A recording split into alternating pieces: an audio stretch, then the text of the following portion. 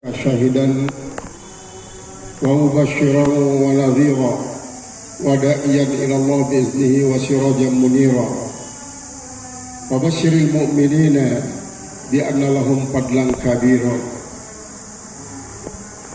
Itu juga firman Allah, wa kadzalika ja'alnakum ummatan wasatan litakunu syuhada 'alan nas wa yakuna ar-rasulu 'alaikum syahida. Kuntum khairu ummatin ukhrijat lin-nasi ta'muruna bil ma'ruf wa tanhauna 'anil munkar. Dan firman Allah, wal takum minkum ummatun yad'una ilal khairi wa ya'muruna bil ma'ruf wa yanhauna 'anil munkar. Nanti dilihat di dalam Al-Quran termasuk surat apa dan ayat berapa ayat-ayat yang saya baca ini.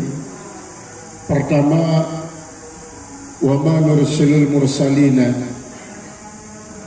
saya tidak mengutus para rasul, kata Allah, illa mubasyirina wa munzirin, kecuali untuk memberikan kabar gembira dan memberikan kabar yang menakutkan. Aman amana wa aslaha, siapa saja yang beriman dan berbuat bagus, fala khaufun alaihim wa lahum yahzanun, maka mereka tidak akan pernah merasa takut dan tidak pernah merasa duka cita. Ya ayuhan nabi, wahai nabi, inna arsalnaka syahidan wa mubasyiran wa nadhira, sesungguhnya saya mengutus engkau untuk memberikan kabar gembira dan memberikan kabar menakutkan. Wada'iyan ila Allah biiznihi, dan untuk mengajak kepada Allah dengan izinnya. Wa sirajan munira, dan sebagai lampu yang menerangi. Kuntum khairu ummatin ukhrijat lin-nasi, kalian adalah umat yang terbaik yang telah dimunculkan di permukaan bumi, di tengah-tengah manusia. Ta'muruna bil ma'ruf wa tanhauna 'anil munkar, kalian selalu mengajak orang baik berbuat baik dan mencegah orang daripada perbuatan mungkar. Wal takum minkum ummatun yad'una ilal khairi, dan hendaklah ada di antara kalian kelompok manusia yang kerjaannya mengajak orang lain berbuat bagus dan mencegah orang lain daripada perbuatan mungkar. Wa kadzalika ja'alnakum ummatan wasatan, dan seperti itulah saya telah menjadikan kalian menjadi umat yang terbaik. Ta'muruna bil ma'ruf wa tanhauna 'anil munkar, kalian akan mengajak orang lain berbuat bagus dan mencegah orang lain berbuat kemungkaran. Nah, itulah di antara ayat-ayat dakwah yang abadi, tidak akan pernah lapuk, disiram oleh hujan dan tidak pernah akan lekang disinari oleh panas yang bagaimanapun kerasnya, karena ayat Al-Quran adalah abadi.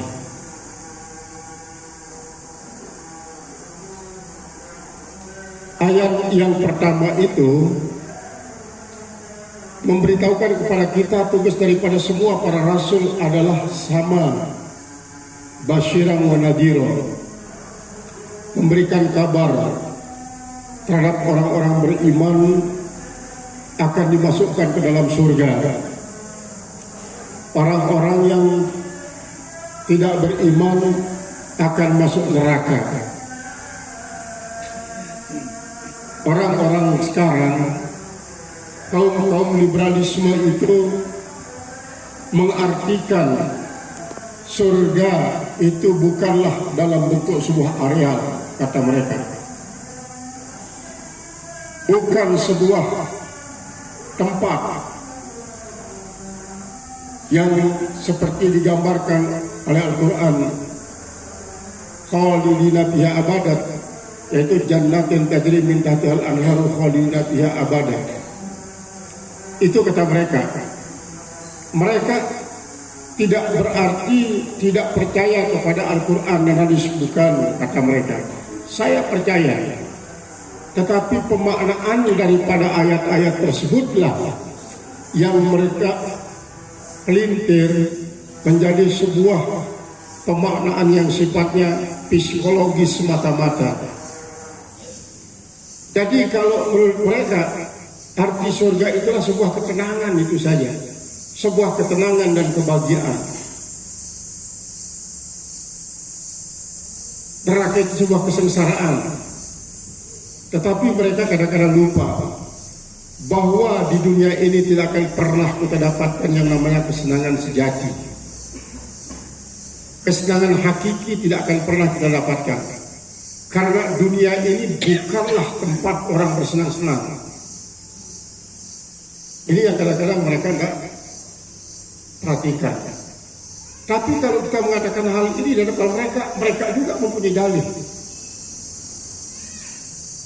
Mereka mempunyai dalih. Karena apa? Tidak sedikit orang bisa menjadi tenang selama hidupnya di dunia karena dia mampu manage perasaannya untuk selalu bersifat senang. Ketika dia mengalami suatu bencana musibah, mereka mengusahakannya supaya musibah itu dibalik menjadi sebuah kesenangan. Itu kata mereka. Sebaliknya, surga dan neraka itu mereka bilang itu semuanya ditentukan oleh kita. Mereka bilang ditentukan oleh kita, bukan ditentukan oleh Allah. Ini kan berarti termasuk pendapat daripada Mu'tazilah. Allah hanya membuat kita sebagai manusia. Adapun penentu jalan hidup kita bukan Allah, kata mereka, tetapi adalah diri kita sendiri. Mereka mensitir ayat-ayat yang menunjukkan bahwa manusia itu adalah makhluk yang mampu untuk pertama berpikir, kedua bergerak, yang ketiga adalah berupaya semaksimal mungkin untuk mendapatkan apa yang mereka inginkan. Jadi pendapat orang-orang semacam itu adalah terlalu jauh. Dia meninggalkan makna Al-Quran secara esensial. Secara makna yang sudah kita terima daripada ulama salafus saleh, baik secara tekstual ataupun secara prestasi yang luas. Nah, inilah sebabnya maka umat Islam, para pemuda Islam pada akhir-akhir ini bahkan sampai masa mendatang akan semakin banyak tantangannya berkaitan dengan masalah pemaknaan Al-Quran yang secara sangat-sangat liberal. Lalu sikap kita dalam menghadapi hal semacam itu, mau kita tidak mau, kita harus kembali kepada para mufassirin yang memiliki pandangan-pandangan tidak liberal, tidak juga yang bersifat konservatif. Yang konservatif itu adalah pemikirannya seperti pemikiran kaum Khawarij, termasuk ekstrim kanan yang tidak bisa dialihkan kemana-mana, sangat tekstual. Kalau dia mengatakan Ar-Rahmanu ala arsy istawa, maka Allah bersemayam di atas langit, di atas aras, Sudah, tidak ditakwil dengan penakwilan apapun. Mereka mengklaim dirinya kembali kepada pemikiran para ulama salafus saleh yang tidak menakwil ayat-ayat mutasyabihat. Maka ulama-ulama salafus saleh yang mereka ikuti itu adalah yang memiliki pemikiran-pemikiran yang menurut mereka tidak terkontaminasi oleh siapapun. Maka apa yang diartikan secara zahir itulah pemaknaan yang mereka ikuti, sehingga tidak ada sangkut pautnya antara fenomena alam dengan apa yang diterangkan oleh Al-Quran. Maka konservatif semacam ini yang menyebabkan mereka ta'assub, fanatik antara satu aliran dengan aliran yang lain. Kefanatikan itulah yang kadang-kadang secara sadar atau tidak sadar satu kelompok mengatakan dirinya yang paling benar, kelompok lain semuanya salah. Bila mereka bertentangan perbedaan pendapat dengan kelompok lain, maka kelompok lain itu dikatakan sesat. Hanya kelompoknya lah yang menjalani jalan lurus. Ini adalah aliran-aliran konservatif yang sifatnya tekstual. Mereka sangat sedikit merespon pendapat daripada para ulama. Walaupun ulama-ulama tafsir yang muktabarah dari zaman ke zaman mereka tidak mengikuti. Karena apa? Karena mereka ini tidak membenarkan ulama selain daripada mereka sebagai warasatul anbiya. Ulama yang patut dianggap warasatul anbiya kata mereka adalah ulama yang kami ikuti ini, yang tidak bermazhab apapun, yang menjadi ikutannya Al-Quran dan Sunnah saja. Sementara ulama-ulama a'immatul arba'ah dikatakan sebagai pemecah belah umat yang menyebabkan terjadinya saling klaim paling benar dan menyesatkan orang lain. Itu kata mereka juga, ulama-ulama ataupun para aliran-aliran konservatif ini.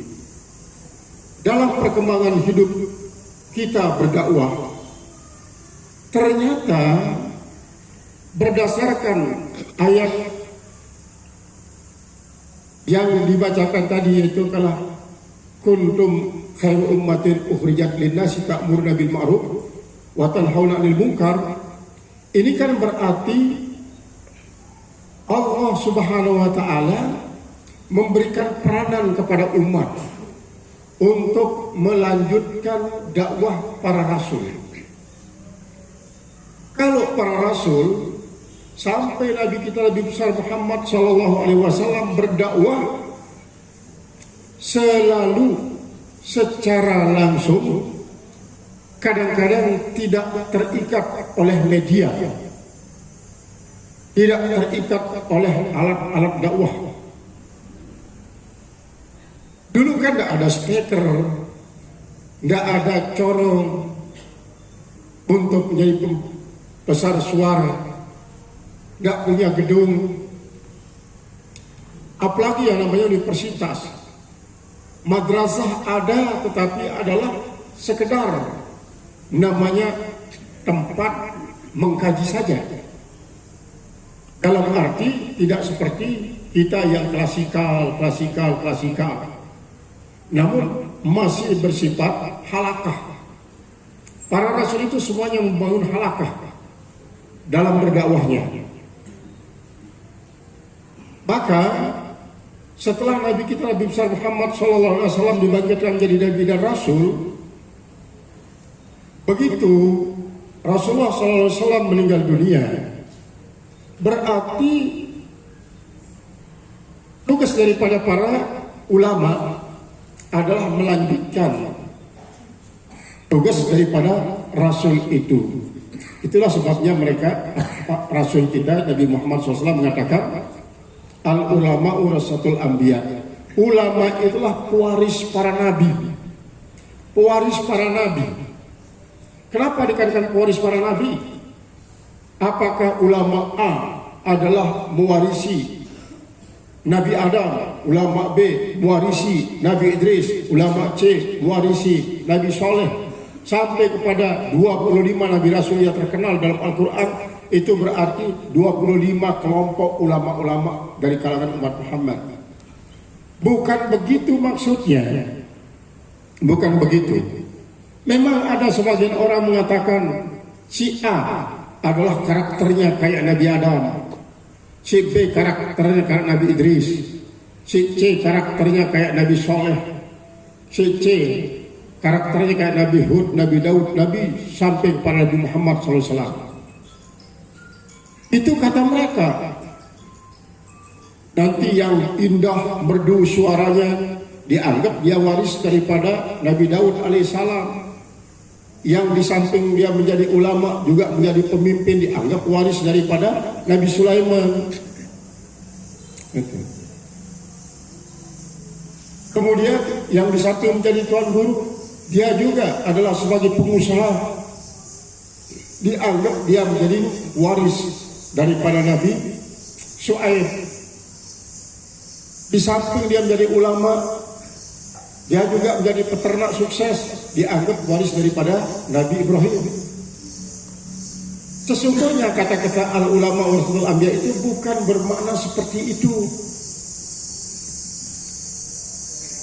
Tapi kalaupun dia mengatakan warasatul anbiya, namun kata-kata anbiya itu sendiri sudah tersimpul di dalam kata-kata Muhammad SAW. Lalu kenapa dikatakan warasatul anbiya? Karena begitu mulia tugas daripada para ulama setelah ditinggalkan oleh Rasulullah SAW, ditinggalkan oleh para ulama rasyidin, ditinggalkan oleh para sahabat, sehingga para ulama dari kalangan umat Muhammad SAW begitu mulia tugasnya sebagai pemulia untuk memuliakan para ulama ini, maka disebutlah oleh Rasulullah SAW menjadi warasatul anbiya, tidak mengatakan warasati, tapi warasatul anbiya. Ini adalah hikmahnya untuk memuliakan para ulama.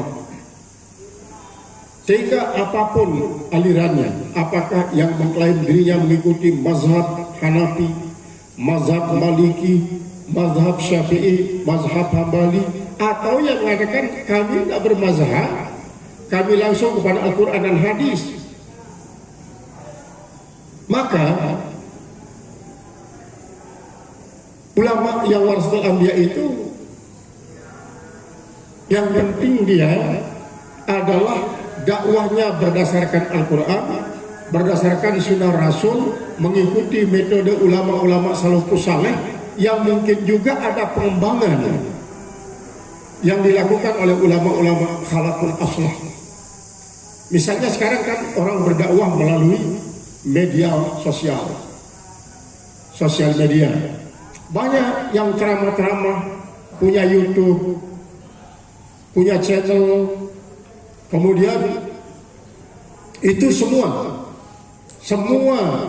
dijadikan sebagai media dakwah. Ada yang berdakwah kemana-mana ceramah, tetapi tidak punya pondok pesantren, ceramah kemana-mana. Ada yang standby di pondok pesantren, tidak pernah pergi kemana-mana. Ada yang tidak pergi kemana-mana ceramah, tidak juga punya pondok pesantren, tapi di rumah sendiri, di masjid-masjid.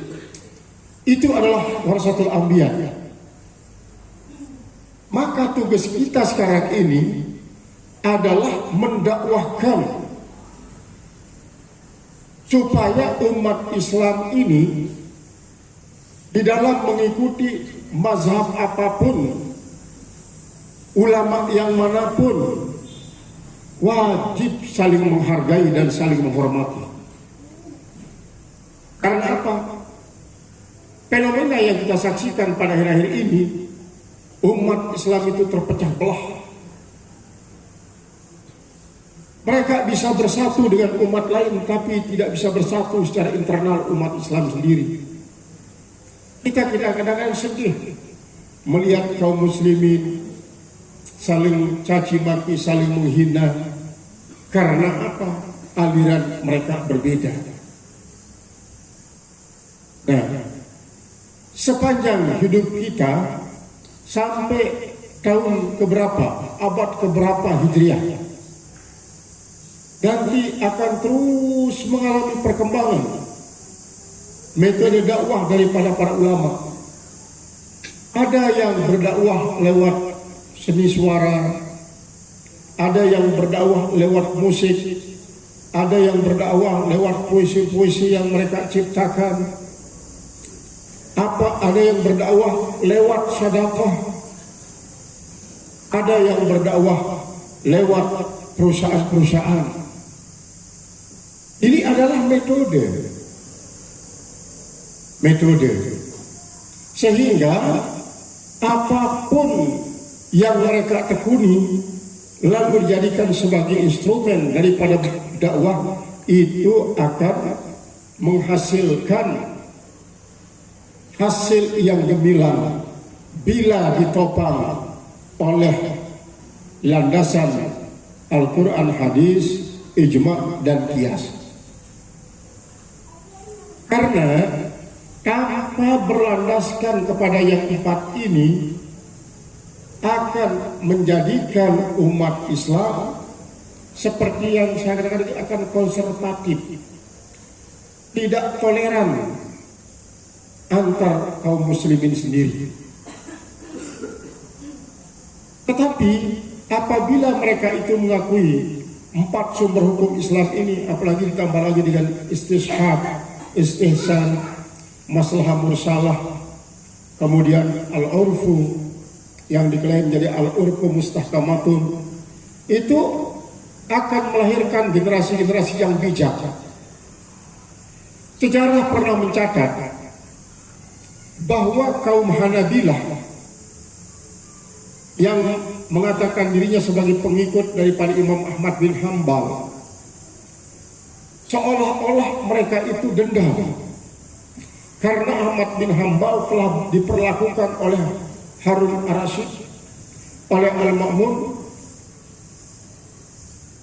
yang karena dia tidak mau mengatakan Al-Quran itu makhluk. Karena kaum Mu'tazilah mengatakan kalau kita mengatakan Al-Quran itu bukan makhluk, berarti kita menyekutukan Allah dengan Al-Quran. Sementara Ahmad bin Hambal tidak mau mengatakan Al-Quran itu makhluk, tapi dengan cara umum dia mengatakan Al-Quran itu kalamullah, firman Allah. Dia tidak mengatakan apakah Al-Quran itu khalik ataukah Al-Quran itu makhluk. Walaupun kertasnya dibikin dengan bahan baku yang diperoleh dari hasil bumi, tumbuh-tumbuhan bumi, kemudian tintanya juga dibuat dari bahan-bahan baku yang sudah tersebar di permukaan bumi, yang tidak bedanya dengan pewarnaan daripada warna tekstil, warna cat, dan lain sebagainya. Itu kan produk industri-industri, baik pabrikan maupun rumahan. Kemudian alat tulisnya dari yang paling klasik, yaitu adalah bolpen, celok, sampai kepada komputer yang paling canggih. Itu semuanya bikinan manusia. Diketahui itulah Ahmad bin Hambal. Ahmad bin Hambal tidak menutup kemungkinan untuk mengakui hal itu. Dia akui. Tapi semata-mata beliau tidak mau mengatakan Al-Quran itu makhluk, disebabkan oleh karena takzimnya kepada Al-Quran. Dia takzim kepada Al-Quran. Karena dianggap pengakuannya itu gabung abu-abu, maka Ahmad bin Hambal ditangkap dan dipenjara, dipukuli. Di saat yang dia disakiti, hanya satu yang diminta oleh beliau, supaya jangan auratnya kelihatan di saat dia disakiti itu. Dia selalu pakai pakaian-pakaian yang bagus di saat dia dipukulin sampai babak belur. Bahkan sampai pada saat masih hidupnya Imam Syafi'i rahimahullah ta'ala mendapatkan kabar bahwa Ahmad bin Hanbal di Baghdad disakiti oleh para algojo yang diupah oleh Al-Ma'mun pada waktu itu, maka Imam Syafi'i minta kepada para murid-murid Imam Ahmad bin Hanbal agar baju yang dipakai oleh Ahmad bin Hanbal ketika dia dipukuli oleh algojo Ma'mun itu dibawa ke Mesir. Maka menurut riwayat, begitu dia sampai di Mesir, dicuci oleh Imam Syafi'i air daripada cucian baju yang dipakai waktu dihukum oleh Ahmad bin Hanbal itu diminum oleh Imam Syafi'i. Ini adalah merupakan salah satu daripada bentuk takzibnya. Padahal Imam Ahmad bin Hanbal adalah murid daripada Imam Syafi'i. Ini mengajarkan kepada kita bahwa yang namanya guru juga tetap memiliki suatu kewajiban untuk menghargai murid. Apalagi tidak menutup kemungkinan si murid itu jauh lebih alim nanti daripada guru pada saatnya. Nah, keyakinan adanya semacam ini, maka nanti tidak berarti si murid ketika dia sudah alim dikatakan sebagai mantan murid daripada seorang tuan guru, dan tuan guru sebagai mantan guru daripada seorang tuan guru baru. Bukan. Guru tetap guru, murid tetap murid setinggi apapun ilmu daripada murid, dia tetap status murid daripada gurunya. Yang walaupun pada satu saat itu si murid jauh lebih alim daripada gurunya. Diriwayatkan pada satu riwayat kita di Indonesia ini, ada seorang kiai besar yang sangat terkenal akan mengadakan tabligh akbar di semua lapangan terbuka. Kemudian dia lihat ada seorang pedagang kacang yang pikulan itu. Karena ada kacang, kadang-kadang ada tapi ada macam-macam lah yang dijual di tempat orang tabligh akbar. Begitu si kiai ini melihat si pedagang kacang, dia langsung turun dari panggungnya. Dia ditemui itu si pedagang kacang, langsung disalami, dijabati, dicium tangan daripada si pedagang kacang itu, sampai orang pada heran, kok Pak Kiai mencium tangan si pedagang kacang yang keliling itu. Barulah setelah dia naik panggung kembali, dia bahas tentang hal itu, bahwa di dalam Islam tidak ada yang namanya mantan murid, tidak ada namanya mantan guru. Guru selamanya tetap menjadi guru kita, murid selamanya tetap menjadi murid kita. Walaupun seperti tadi itu akan berbalik keadaannya. Dalam perkembangan dakwah yang kita saksikan sekarang ini di berbagai macam media cetak, media elektronik, baik yang secara sampaikan langsung melalui media elektronik ataupun secara tidak langsung, namun dibuka di channel-channel YouTube, Instagram dan lain sebagainya. Kadang-kadang bisa juga menggunakan TikTok dan lain sebagainya. Itu adalah merupakan salah satu metode.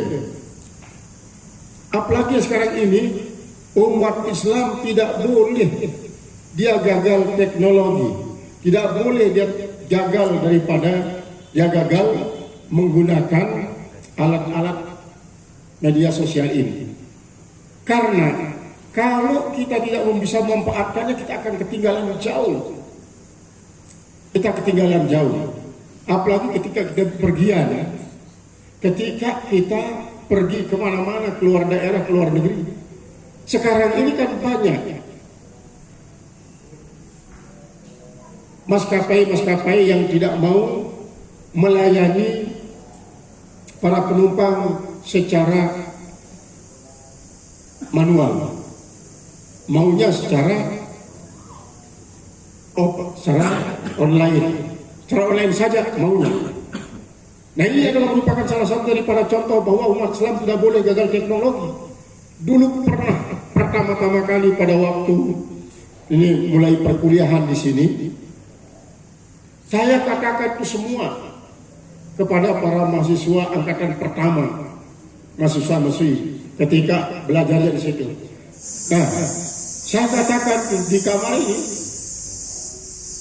berarti sangat dini penguasaan teknologi yang termasuk sosial media itulah merupakan suatu hal yang perlu.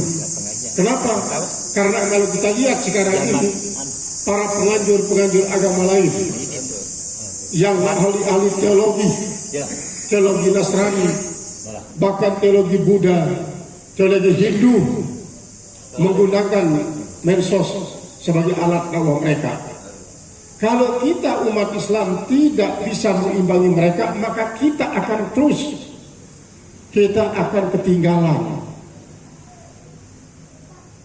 Setelah banyak sekali ketinggalan kita bersaing dengan mereka. Inilah keinginan daripada para dai-dai untuk bisa memanfaatkan semua media sebagai media dakwah. Pada zaman Rasulullah SAW saja yang dikatakan sebagai Nabi akhir zaman, itu hanya bisa dibayangkan menjadi sebuah gambaran yang akan dialami oleh umatnya yang menjadi dai. Sehingga dengan bahasa yang sangat sederhana, ketika beliau menyaksikan di Madinah, orang lain di tempat lain semua gagal panen kurma. Kok tiba-tiba Madinah ini memiliki hasil panen yang sangat sukses kurmanya. Lalu para sahabat bercerita, kami mengadakan talqih ya Rasulullah. Talqih itu artinya pengawinan serbuk sari dengan putik betina. Bunga-bunga daripada kurma itu dikawinkan secara manual, tidak secara alami. Kalau dia menunggu alam, mungkin tidak ada kumbang yang datang, tidak ada angin yang bertiup, tidak ada itu dan ini. Bahkan teori mengatakan petir itu adalah mempunyai faedah yang sangat luar biasa untuk mengawinkan serbuk sari dengan putik betina yang akan berpengaruh kepada terjadinya buah. Pada saat itu tidak ada.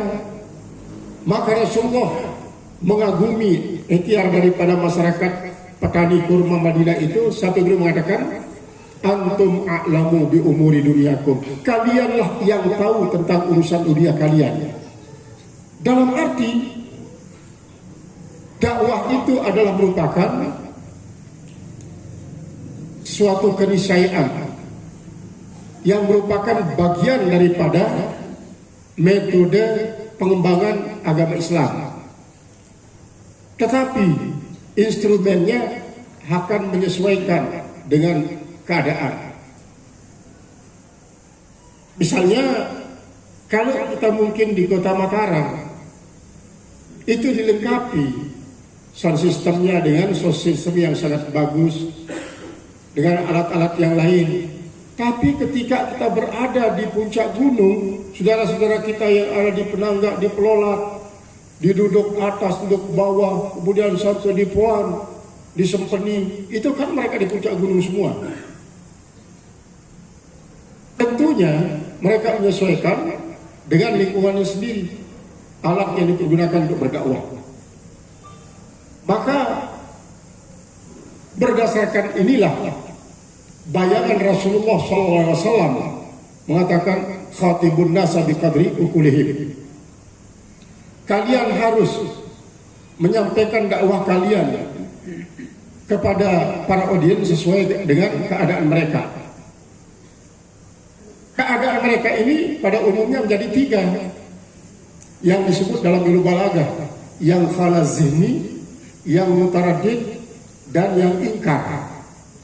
Kalau masyarakat kita khalazin, jangankan kita pakai dalil, kita sampaikan secara jamak-jamak, dia akan sangat cepat percaya. Walaupun mereka tidak tahu bahwa salah satu daripada penyebab terjadinya kesalahan itu adalah suratul wasaqi atau suratul tasdik, terlalu cepat percaya, cepat membenarkan. Itu kan dalam ilmu mantik ada 6 yang namanya al-aghalitu wal mughalatah itu. Al-aghalitu wal mughalatah itu 4. Di antaranya adalah itu terlalu cepat mempercayai orang. Tetapi orang-orang yang halus ini, kalau dia sudah dikasih tahu, apalagi kalau dikasih tahu ini adalah Tuan Guru Anu yang bilang, langsung dia percaya tanpa dalil apapun. Soal salah dan tidak salah, yang penting saya ikut Tuan Guru itu. Bahkan banyak masyarakat kita, jangankan dia mengatakan sesuatu untuk kita bisa masuk surga, dia mengatakan sesuatu kita bisa masuk neraka, saya itu masuk neraka dengan dia. Nah, karena apa? Mereka itu lebih banyak memandang siapa yang berbicara, bukan yang dipandang pembicaraannya. Walaupun kita sudah disuruh tanzur ila maqala la tanzur ila maqala, tetapi masyarakat yang halazini itu adalah yang dipandang adalah maqala. Karena apa? Dalam ilmu hadis pun yang dipandang adalah maqala, sehingga hadis itu bisa menjadi hadis sahih, dikatakan hadis hasan, hadis dhaif, disebabkan oleh siapa sanadnya, bukan dipandang matanya. Kalau matanya sudah mutlak, kebenarannya adalah la yantiqu anil hawa in huwa illa wahyu yuha. Tetapi ketika dilihat sanadnya, dia yang akan menjadikan matan hadis yang tadinya disabdakan Rasulullah, tidak yang la yantiqu anil hawa in huwa illa wahyu yuha, itu menjadi hadis hasan, hadis sahih, hadis dhaif, karena dilihat sanadnya. Nah, ini sebabnya bahwa masyarakat yang khalazin itu, apapun yang dikatakan oleh orang yang berceramah akan langsung dia percaya. Hal ini diwakili dia oleh Abu Bakar Siddiq. Apapun yang dikatakan oleh Rasulullah SAW, dia akan langsung percaya. Berbeda dengan yang nomor 2, yang mutaraddid, yang ragu-ragu. Kalau yang ragu-ragu itu, apabila kita menyampaikan suatu kalimat, satu berita, paling tidak dia punya satu dalil. Kalau satu dalil tidak bisa, taruhkan 2 dalil. Dalil yang kita pergunakan tidak perlu pakai inna harfu taukid, apalagi kasar. Karena apa? Karena dia mutaraddid. Begitu kita berikan sedikit saja contoh yang diungkap dalam dalil itu, dia langsung percaya. Ini kayak Umar bin Khattab. Seperti Umar bin Khattab, dia kan lama prosesnya dakwahi oleh Rasulullah, sampai Rasulullah berdoa, ya Allahumma a'izzal islama bi islami Umaraini. Yang dimaksudkan Umar bin Khattab dan Umar bin Hisham. Ada yang mengatakan Amr bin Hisham, itu Abu Jahal itu Amr bin Hisham. Maka dikabulkan oleh Allah dengan masuk Islamnya Umar bin Khattab. Nah, inilah yang menyebabkan bahwa para dai, terutama sekali kita di pesantren, tidak cukup hanya dengan kata-kata, tapi juga dengan doa. Makanya kita sebelum ngaji, ada wirid sebelum ngaji. Karena apa? Doa itu ternyata tidak kalah pentingnya dibandingkan dengan ceramah-ceramah yang kita sampaikan. Karena Rasulullah banyak doa-doanya yang mendoakan agar si fulan masuk Islam, seperti Dahyah Al-Kalbi masuk Islam, sudah didoakan oleh Rasulullah. Itu yang menyebabkan kalau takdir itu adalah milik Allah, milik kita adalah ikhtiar dan doa. Sebagai seorang guru, sebagai para dai, berdoa adalah merupakan suatu keniscayaan agar apa apa yang kita sampaikan itu bisa dipahami oleh audiens. Kemudian yang ketiga adalah yang ingkar. Nah, yang ingkar ini kita berikan dalil, dan dalil itu ditaukidkan dengan inna harfu taukidin, atau kadang-kadang pakai juga nun taukid sakilah mubasyarah atau gair mubasyarah, kadang-kadang disumpah juga sebagai taukidnya, karena mereka ingkar, tidak mau percaya. Itulah kayak Abu Lahab dan Abu Jahal, sampai mati dia tidak mau percaya terhadap apa yang didakwahkan oleh Rasulullah SAW.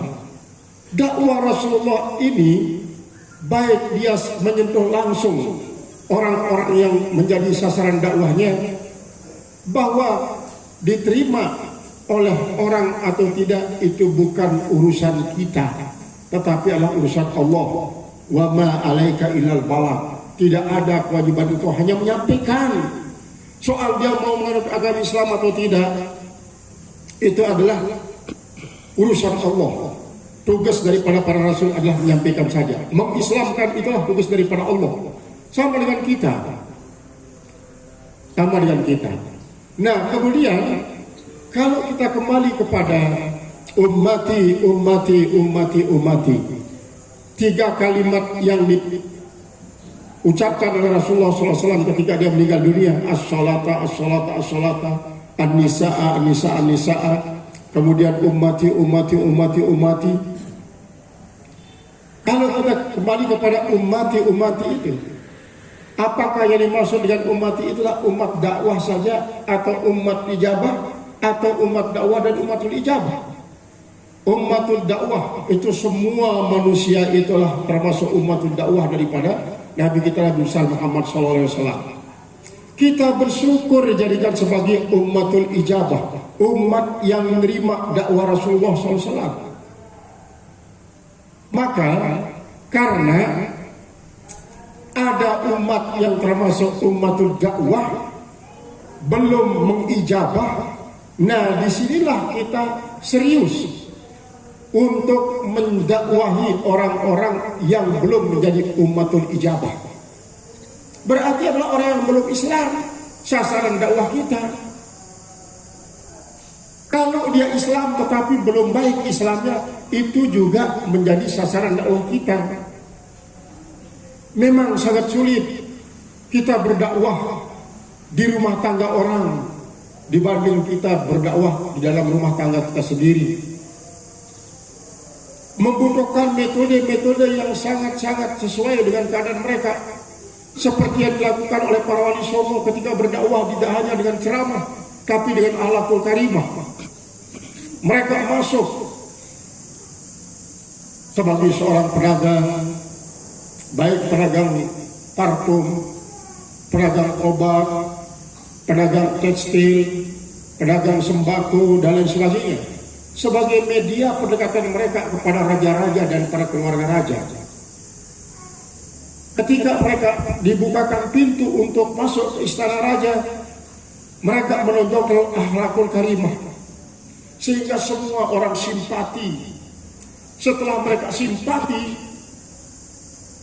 maka saat itulah para wali songo itu minta izin, minta kesempatan dan minta tempat. Untuk apa? Untuk beribadah, untuk sholat misalnya. Apakah dia sholat di serambi rumah, apakah dia sholat di tempat pendopo-pendopo dan lain sebagainya. Itu yang pernah saya ceritakan, seperti Tuan Guru Mosini misalnya. Tuan Guru Mosini, beliau kan tidak pernah ceramah, dia tidak pernah ceramah, tetapi dia terus keliling pas di waktu sholat, dan yang dicari adalah rumah-rumah yang jauh dari masjid.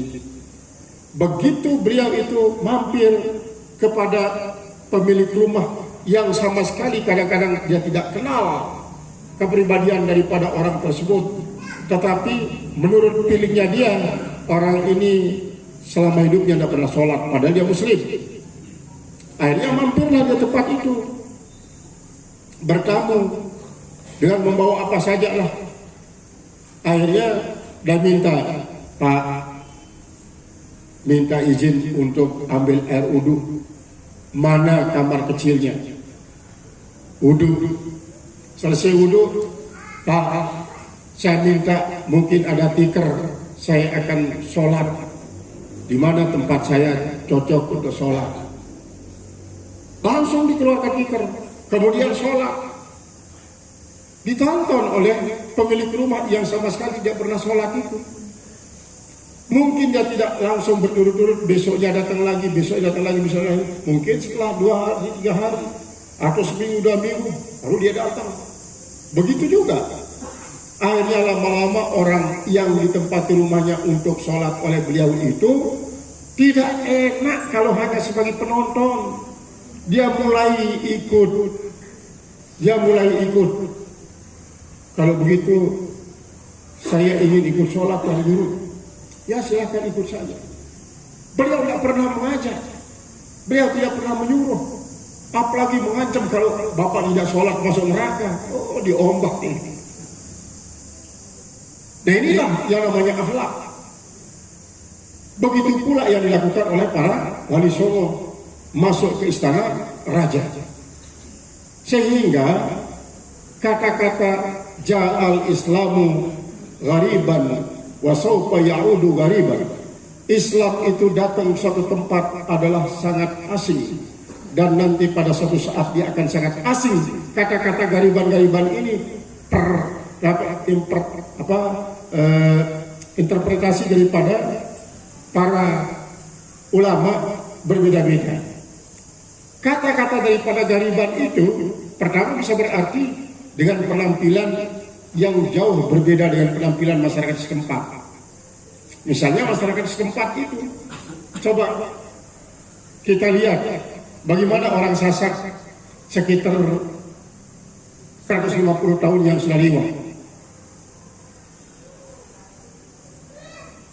Itu tidak banyak yang pakai pakaian, laki dan perempuan tua maupun muda. Hampir Nusantara itu tidak punya pakaian seperti sekarang ini. Yang perempuan juga sudah hanya dia menutup aurat besarnya saja. Atas pusat sudah kelihatan dia. Karena apa?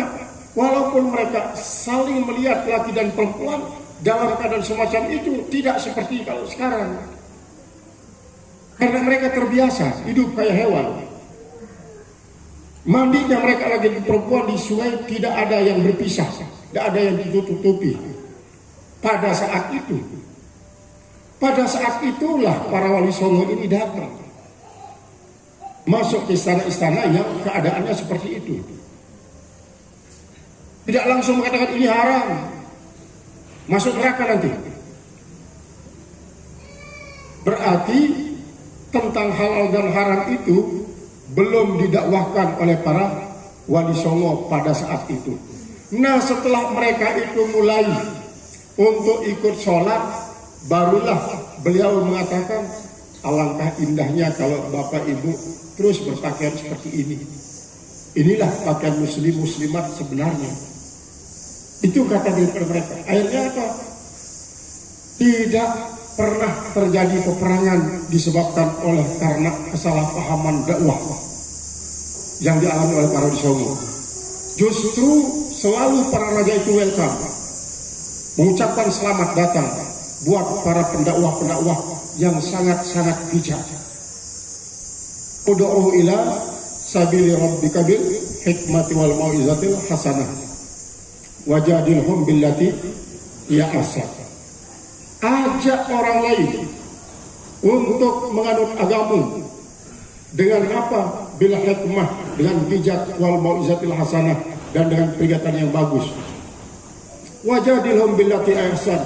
Kalau ternyata mereka itu menentang kita, ajak mereka itu berdiskusi, ajak mereka itu bertukar pikiran. Akhirnya bertukar pikiran, basul masail, kemudian berdiskusi itu mulai tidak berkembang adalah di saat Daulah Abbasiyah yang terlena dengan kemewahan mereka, bermain-main sehingga tidak ada yang berbicara tentang masalah diskusi keagamaan.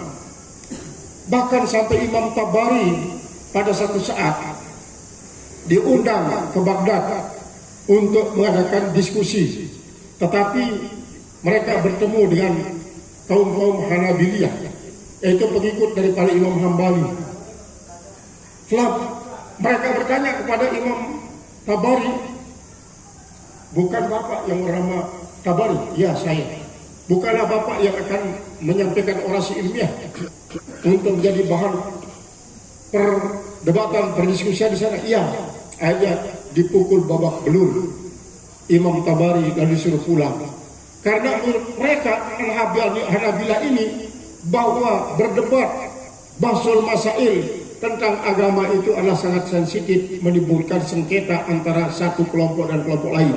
Itu adalah merupakan pengaruh daripada para prajurit-prajurit perang salib yang mempunyai pengaruh, yang mengatakan jangan kasih umat kalian berdebat semacam itu dan tidak pecah di dalam. Akhirnya mulai saat itulah kendur semangat diskusi mereka menjadi hilang, kemudian lemah dan lain sebagainya, sampai banyak kehilangan daripada generasi muslim dalam bidang ilmiah. Nah, setelah wal takum minkum ummatun yad'una ilal khair wa ya'muruna bil ma'ruf wa yanhauna 'anil munkar, kemudian kuntum khairu ummatin ukhrijat lin-nasi, maka disitulah kita akan sampai kepada wa kadzalika ja'alnakum ummatan wasatan litakunu syuhada 'alan nas wa yakuna rasulu 'alaikum syahida.